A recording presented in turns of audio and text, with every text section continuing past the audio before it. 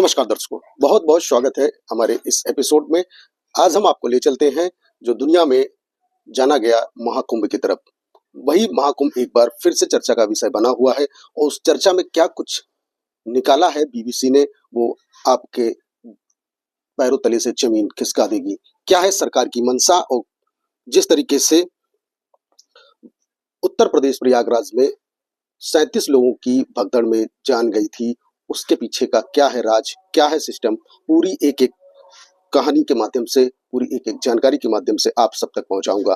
तो हमारे वीडियो में बने रहिएगा। और के अनुसार कुंभ मेला में भगदड़ की जांच के लेकर कुछ बिंदु हैं जो आपके समक्ष रखते हैं। तो भगदड़ की घटना और सरकारी दावों को किस तरीके से बीबीसी ने पोल खोल दी है, वो एक एक चीज बात बताते हैं हम आपको। तो दर्शक स्वागत है, मैं हूं पंकज कुमार। कब और कहां हुआ हादसा?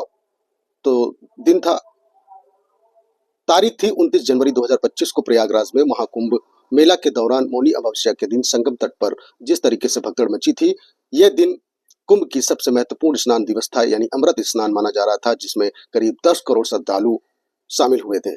सरकारी आंकड़ा की माने तो उत्तर प्रदेश के मुख्यमंत्री योगी आदित्यनाथ ने 19 फरवरी 2025 को जिस तरीके से विधानसभा में संबोधन के दौरान संगम नोच के पास 1:10 से 1:30 के बीच 66 श्रद्धालुओं प्रभावित हुए थे, जिसकी जानकारी वो खुद वीडियो में दे रहे हैं।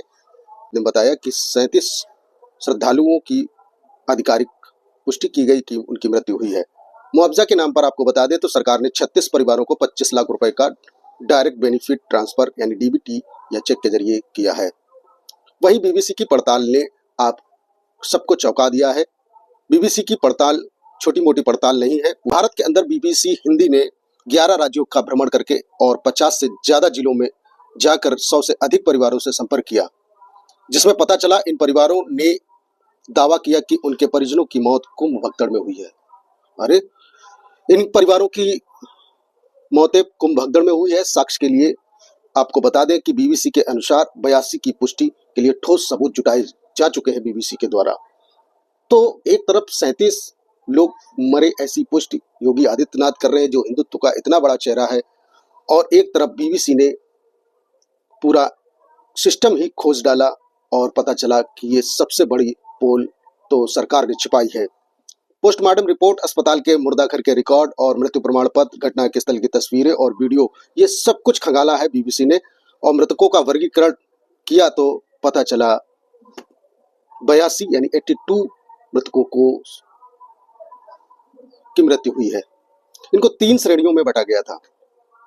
और एक हैरान कर देने वाली बात हम आपके बीच और बताते हैं कि 36 परिवार, इन 82 परिवारों में से 36 परिवार ऐसे हैं जो मान लीजिए करीब 25 लाख रुपए का मुआवजा मिला है, और 26 परिवार ऐसे हैं जिन्हें केवल मात्र 5 लाख रुपए का नगद दिए गए हैं, लेकिन इन मौतों का आधिकारिक आंकड़ा में शामिल नहीं किया गया है।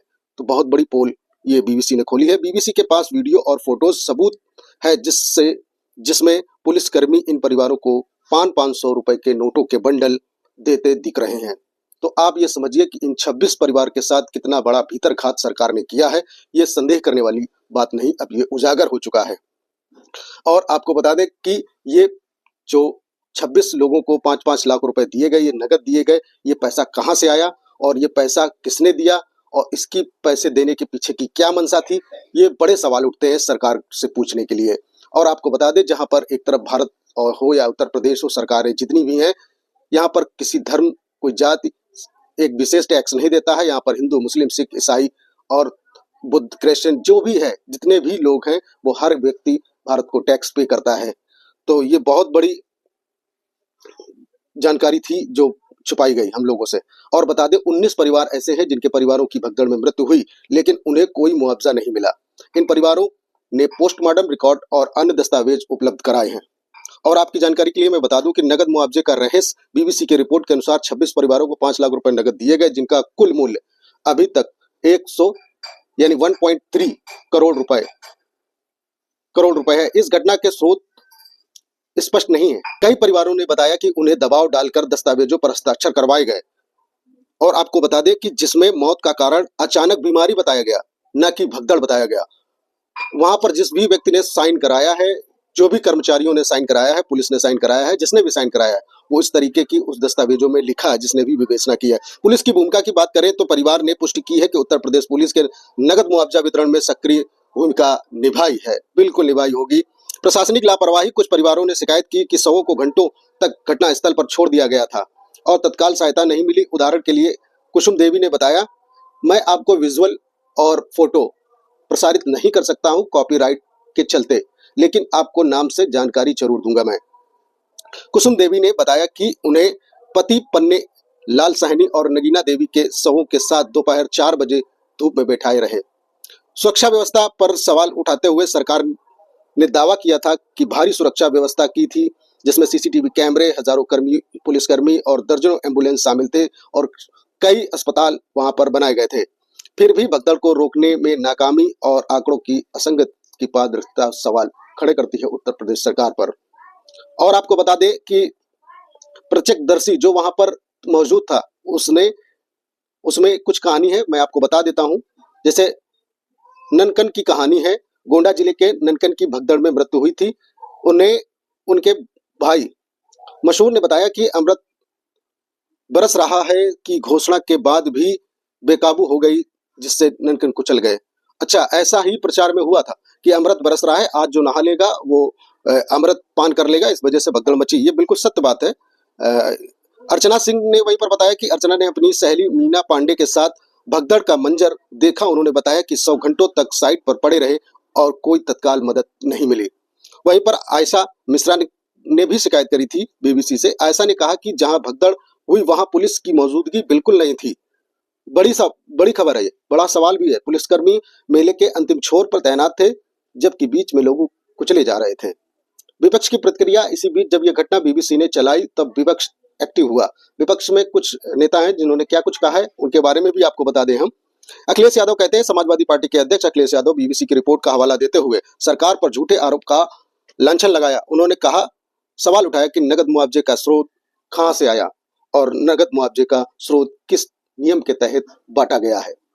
वहीं पर कांग्रेस प्रवक्ता सुप्रिया श्रीनेत ने ट्वीट कर कुंभ भगदड़ में कम से कम 82 लोग मारे गए, ये संख्या यूपी सरकार ने 37 लोगों के दावे से कहीं अधिक। उन्होंने पारदर्शिता की मांग करी है और इसकी जांच की मांग की है।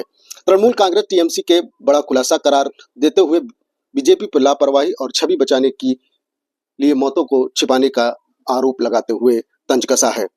फिर वहीं आपको बता दें, बीबीसी की खास रिपोर्ट प्रभाव क्या डालती है, सरकार छवि पर सवाल उठाती है।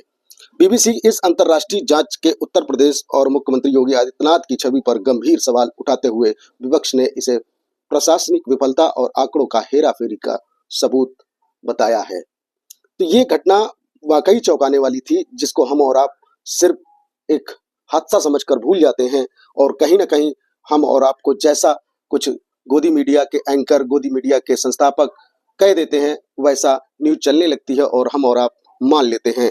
पर उनके दिल से पूछो जिनके लोग आज भी कुंभ में मरे, लेकिन उनकी डेड बॉडीज मिली या नहीं मिली, आज भी बहुत सारे लोग गुमसुम और खो गए हैं। तो ये बहुत बड़ी जानकारी बीबीसी ने दी है। सच में ये आंकड़ा हिला देने वाला था। और आपको बता दें कि सिर्फ ये आंकड़ा का अंतर नहीं है, बल्कि पारदर्शिता और जवाबदेही का सवाल उठता है सरकार से। सच छिपाया गया है, नगद मुआवजे का पैसा कहां से आया, और सबसे बड़ा सवाल ये है, इतनी भारी सुरक्षा व्यवस्था के बावजूद यहाँ हादसा क्यों हुआ। बीबीसी की यह रिपोर्ट न सिर्फ सच सामने लाती है, बल्कि उन परिवारों की आवाज भी बनती है जिन परिवारों की चीखें दबा दी गई, सिर्फ महज 5 लाख रुपए जबरियन देकर, जिन्हें इंसाफ का इंतजार था। विपक्षी नेताओं के बयान हो या सोशल मीडिया पर बीबीसी की रिपोर्ट की चर्चा हो या कुंभ मेले की भीड़ पर सुरक्षा व्यवस्था के दृश्य हो, ये आज सब कुछ बता रहे हैं कि वाकई सरकार ने बहुत बड़ा झूठ लोगों से, जनता से बोला। से यही निकलता है। आपको मैं बता दूं कि बीबीसी हिंदी इस रिपोर्ट ने कुंभ मेला भगदड़ में मृतकों की संख्या को लेकर उत्तर प्रदेश सरकार के दावों पर गंभीर सवाल उठा दिया है और 82 मौतों की पुष्टि, नगद मुआवजे की स्पष्टता और प्रशासनिक लापरवाही योगी आदित्यनाथ और केंद्र सरकार की छवि को प्रभावित किया है। यह जांच न केवल सरकारी पारदर्शिता की कमी उजागर करती है, बल्कि उन परिवारों की पीड़ा को भी सामने लाती है जिन्हें अपने परिजनों को खोया है। तो बहुत बहुत धन्यवाद बीबीसी का और बहुत बहुत धन्यवाद हमारे दर्शकों का।